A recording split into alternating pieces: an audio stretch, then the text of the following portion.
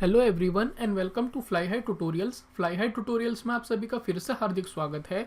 Guys, आज हम बात करेंगे जो कोल इंडिया लिमिटेड ने रिक्रूटमेंट नोटिफिकेशन जारी किया है for the post of management trainees, उसके बारे में। आई नो कि मैं आपको एक थोड़ा लेट इन्फॉर्म कर रहा हूँ, तो जिन लोगों ने ये फॉर्म ऑलरेडी फिल कर दिया है उनको कोई प्रॉब्लम नहीं है, अच्छी बात है आपने फिल कर दिया है। लेकिन फिर भी आप इस वीडियो को अंत तक देखते रहिए, आपको कुछ जानकारी इसमें ज़रूर मिलेगी। और जिन लोगों ने अभी तक इस फॉर्म को फिल नहीं किया है तो अभी भी आपके पास मौका है, आप इस फॉर्म को फिल कर सकते हैं। तो आप इस वीडियो में हमारे साथ बने रहिए। उससे पहले जिन लोगों ने अभी तक हमारा यूट्यूब चैनल सब्सक्राइब नहीं किया है तो उनको मैं रिक्वेस्ट करूँगा कि वो आप लोग हमारे YouTube चैनल को सब्सक्राइब कर लीजिए और जो बेल आइकन है इसको, यानी कि नोटिफिकेशन वाले बेल आइकन को, इसको रिंग को भी प्रेस कर दीजिए और नोटिफिकेशन आपको मिलते रहेंगे। क्योंकि हम जब भी वीडियो अपलोड करेंगे, अब हम लेक्चर सीरीज स्टार्ट करने वाले हैं कोल इंडिया लिमिटेड एग्ज़ाम जो है या और भी जो एग्ज़ाम्स हैं उनको ध्यान में रखते हुए, तो आपके लिए काफ़ी बेनिफिशियल होगा। तो आप हमारे चैनल को इसको सब्सक्राइब कर लीजिए। उसी के साथ साथ जैसे कि आजकल ट्रेंड है कि आपका जो कोई भी एग्ज़ाम है, इवन वो भले ही टेक्निकल हो, उसमें नॉन टेक पोर्शन भी काफ़ी ज़्यादा आने लग गया है। नॉन टेक पोर्शन से मेरा मतलब है कि आपका एप्टीट्यूड सेक्शन हो गया, जनरल अवेयरनेस या जनरल नॉलेज सेक्शन हो गया है। इंग्लिश एक इम्पॉर्टेंट पार्ट है जिसमें काफ़ी स्टूडेंट बहुत ज़्यादा पीछे रह जाते हैं। इवन उनका टेक्निकल पार्ट स्ट्रांग होता है लेकिन वो फिर भी स्कोर नहीं कर पाते हैं। तो उस चीज़ को भी हमने ध्यान में रखते हुए कि इन सब चीज़ों पर भी काम किया जाए, एक न्यू चैनल डेवलप किया है। तो आप इस चैनल को, यानी कि फ्लाई हाई क्लासेस के नाम से एक चैनल है हमारा नॉन टेक, उसको भी जाकर सब्सक्राइब कर लीजिए।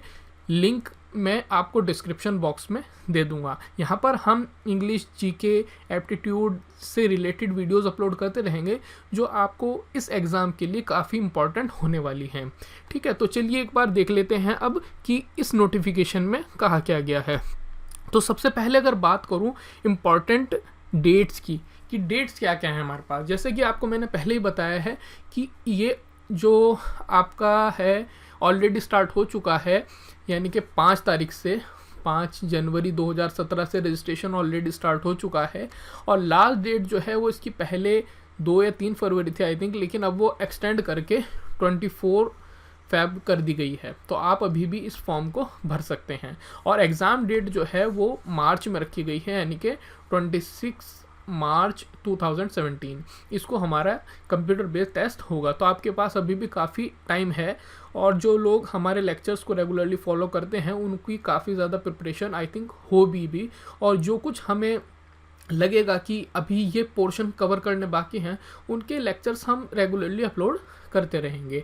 तो चलिए मैं आपको डायरेक्टली जो नोटिफिकेशन आया हुआ है उसी में दिखा देता हूं, क्योंकि वहाँ पर भी काफ़ी सारी ऐसी जानकारियां हैं जो स्टूडेंट्स पढ़ना नहीं चाहते हैं या उनको स्किप कर देते हैं और बाद में उनको उसका एहसास होता है कि कुछ उन्होंने गलतियाँ की जिसकी वजह से या तो वो एग्ज़ाम देने से वंचित रह गए या फिर उनको कोई ना कोई प्रॉब्लम फेस करनी पड़ती है। तो इसलिए मैं आपको नोटिफिकेशन से ही दिखा देता हूँ।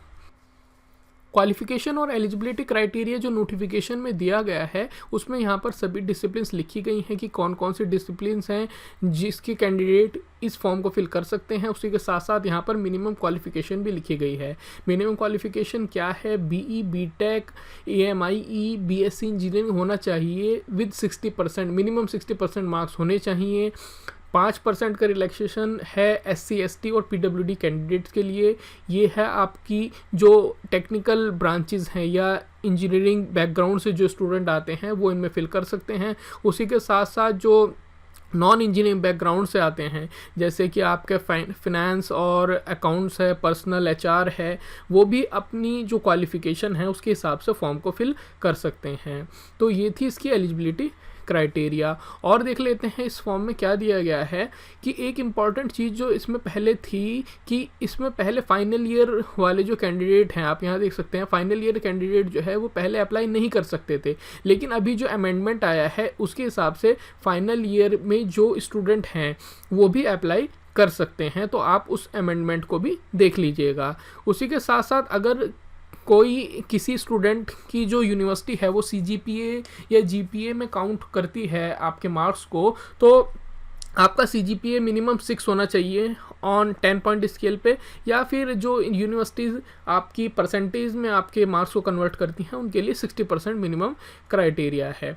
ठीक है, उसी के साथ साथ राउंडिंग ऑफ इसमें नहीं चलेगी, यानी कि अगर किसी के 59.55, 59.80 इस तरीके से कुछ भी होंगे तो राउंडिंग ऑफ जो है वो इसमें एलिजिबल नहीं होंगे, यानी कि एटलीस्ट 60% आपको मार्क्स चाहिए ही चाहिए इस फॉर्म को फिल करने के लिए। उसी के साथ साथ जैसे मैंने आपको पहले बताया है कि जो SC ST और PWD कैंडिडेट्स हैं उनके लिए 5% का रिलैक्सेशन है, यानी कि उनके अगर 55% मार्क्स भी होंगे तो आप लोग एलिजिबल हैं।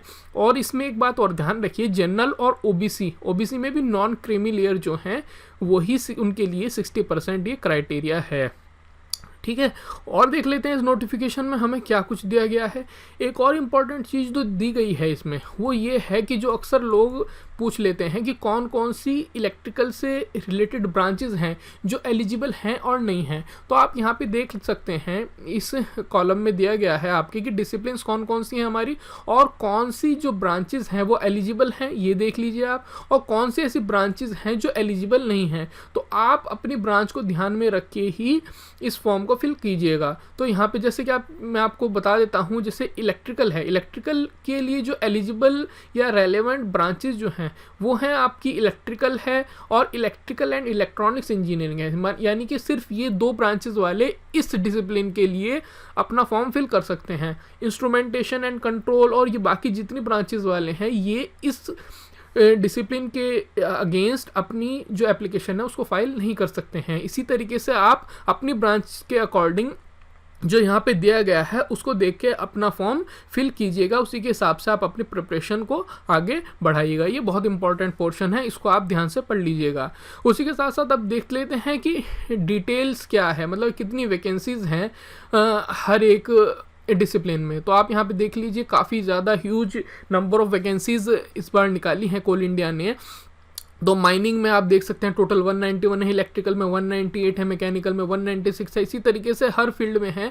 हम जो कवर करेंगे अपने टेक्निकल लेक्चर्स में उसमें हम इलेक्ट्रॉनिक्स एंड टेलीकम्युनिकेशन और मोस्टली 70 to 80% पार्ट इलेक्ट्रिकल का भी कवर करने की कोशिश करेंगे, क्योंकि ऑलमोस्ट सिमिलर है इलेक्ट्रिकल और इलेक्ट्रॉनिक्स का काफ़ी जो सिलेबस है। तो आप दोनों हमारे टेक्निकल लेक्चर्स भी फॉलो करते रहिए, और नॉन टेक्निकल जो हमारा पोर्शन है उसके लिए सभी जितने भी ब्रांचेस वाले हैं वो हमारे लेक्चर्स को फॉलो कर सकते हैं। तो आप यहाँ पर देख लीजिएगा कि आप किस कैटेगरी में फॉलो करते हैं, उसके हिसाब से आप अपना फॉर्म फिल कर सकते हैं। तो यहाँ पे आप देखिए टोटल जो है 1319 वैकेंसीज़ हैं, काफ़ी ज़्यादा वैकेंसीज़ है, लेकिन आपको या किसी को भी सिर्फ एक वैकेंसी चाहिए तो आप उसके हिसाब से अपनी प्रिपरेशन को आगे बढ़ाइएगा। बाकी ये सब इसके अंदर दिया गया है।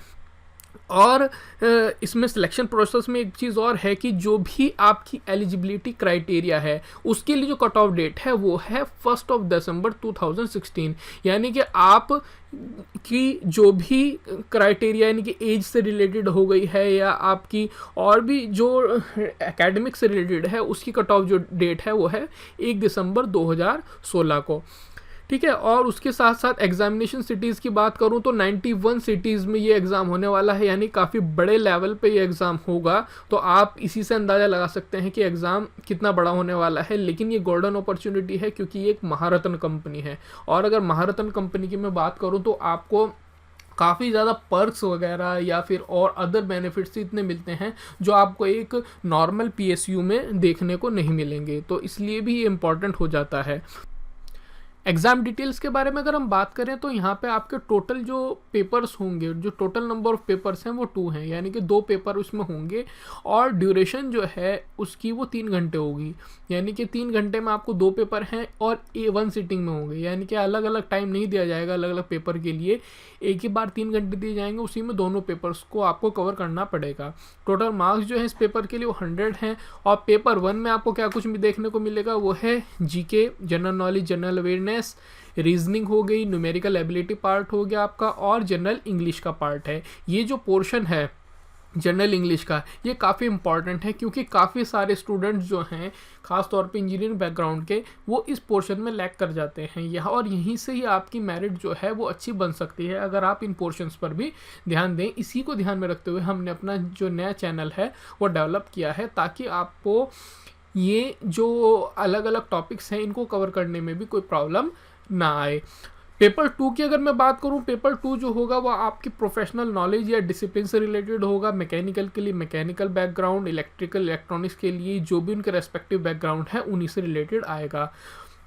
1 मार्क्स की ईच क्वेश्चन होंगे, हर एक जो क्वेश्चन होगा वो 1 नंबर का होगा। और सबसे अच्छी बात जो है इसमें वो ये है कि नेगेटिव मार्किंग का कोई प्रावधान नहीं है, कोई नेगेटिव मार्किंग इस पेपर में नहीं होगी। तो जो स्टूडेंट्स डाउट में रहते हैं, पढ़ने के बाद अच्छा पढ़ लेते हैं, काफ़ी ज़्यादा सिलेबस कवर कर लेते हैं, लेकिन जब उनके सामने क्वेश्चन पेपर आता है तो कुछ क्वेश्चन में वो कन्फ्यूज़ हो जाते हैं, और नेगेटिव मार्किंग होने की वजह से वो करेक्ट ऑप्शन को करेक्ट टिक नहीं कर पाते हैं। तो इस वजह से जो पढ़ने वाले स्टूडेंट हैं वो एटलीस्ट यहाँ पर थोड़ा अच्छा कवर कर सकते हैं। तो इस वजह से अगर देखा जाए तो जो एग्ज़ाम की कट ऑफ है वो काफ़ी हाई रहने की संभावना है, तो इसलिए भी आपको मेहनत करने की ज़्यादा ज़रूरत है, ये भी ध्यान रखें। उसके बाद बात आती है कि जो एग्ज़ाम का लेवल होगा किस टाइप का आएगा, मॉडरेट होगा, इजी होगा या काफ़ी टफ होगा। तो अगर हम टाइम को ध्यान में रखें तो 3 घंटे हैं आपको और लगभग 100 क्वेश्चंस हैं, तो इस हिसाब से देखा जाए तो ना ही तो आपका जो क्वेश्चन पेपर है वो बिल्कुल ही इजी रहने वाला है और ना ही ज़्यादा टफ होगा।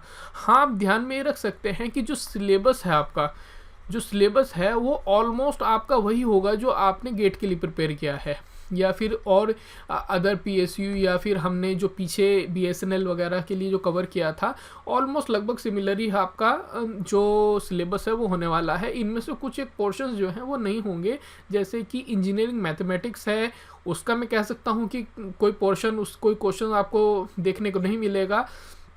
उसी के साथ साथ बाकी जितने आपके टॉपिक्स हैं, अगर मैं इलेक्ट्रिकल और इलेक्ट्रॉनिक्स की बात करूं, जैसे आपका नेटवर्क से काफ़ी क्वेश्चंस आ सकते हैं, डिजिटल इलेक्ट्रॉनिक्स से क्वेश्चंस आ सकते हैं, सिग्नल्स से क्वेश्चंस आ सकते हैं, इलेक्ट्रोमैग्नेटिक थ्योरी से क्वेश्चंस आ सकते हैं। तो यही सब एक नॉर्मल जो आपके सब्जेक्ट्स हैं वहीं से क्वेश्चंस आएंगे, लेकिन उनका जो लेवल रहेगा वो गेट के लेवल ना मान के उससे थोड़ा सा कम होने की संभावना है, अगर इस ड्यूरेशन को ध्यान में रखा जाए तो आप इस चीज़ को भी आप समझ गए होंगे कि रेफरेंस जो है आपको गेट सिलेबस मान के चलना है, और एग्ज़ाम का जो पैटर्न है या लेवल जो है वो थोड़ा सा गेट के कंपैरिजन में कम आएगा, ये ध्यान में रखें आप।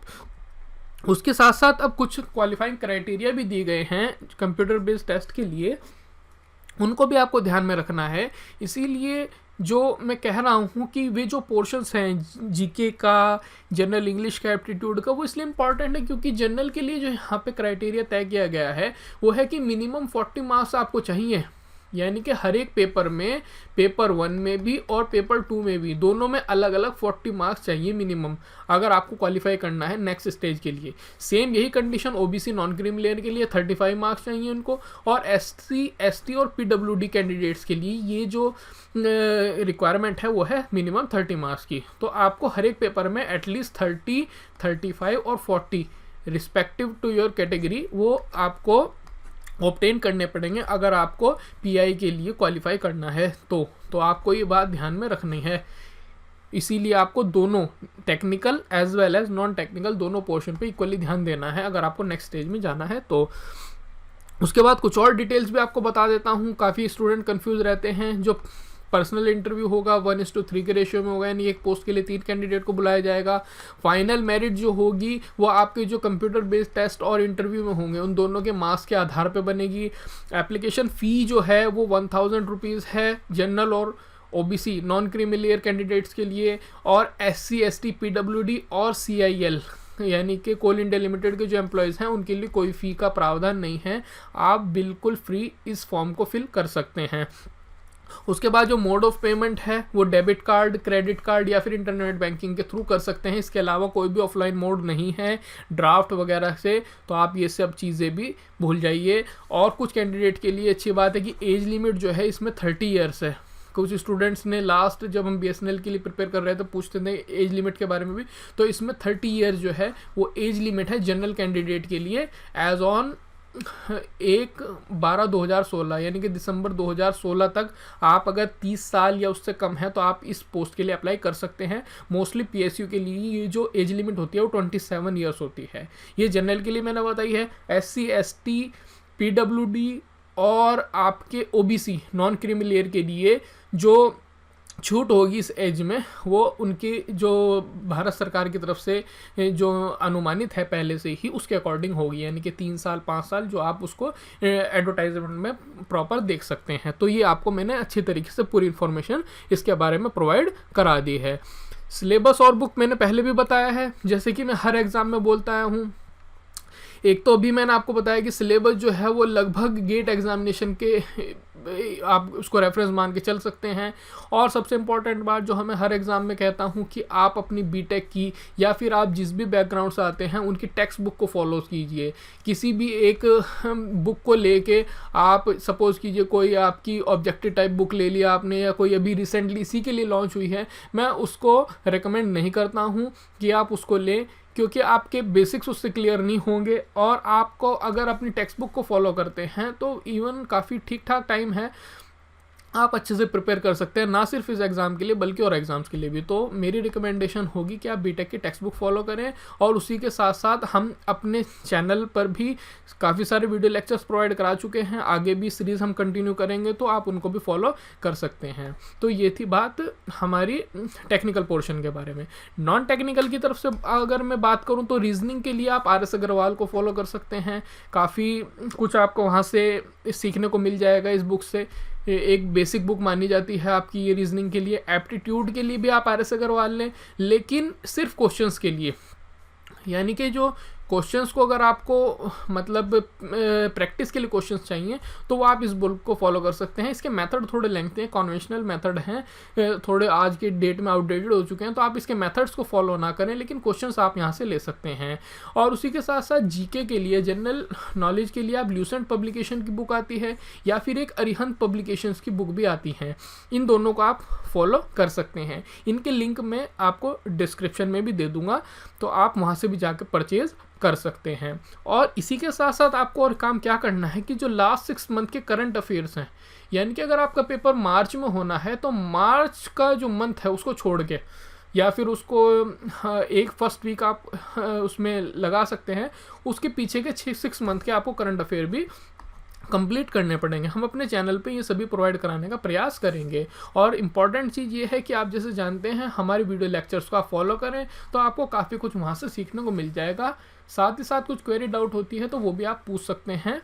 तो ये इसकी सिलेबस और बुक्स थी जो आपको ध्यान में रखनी चाहिए। तो होप ये आपको सब क्लियर हुआ होगा कि आपको कैसे इस पेपर के लिए आगे बढ़ना है। तो इसी के साथ साथ अगर अब हमारा आपको ये जो लेक्चर था ये पसंद आया है तो काइंडली हमारे YouTube चैनल को आप सब्सक्राइब करें।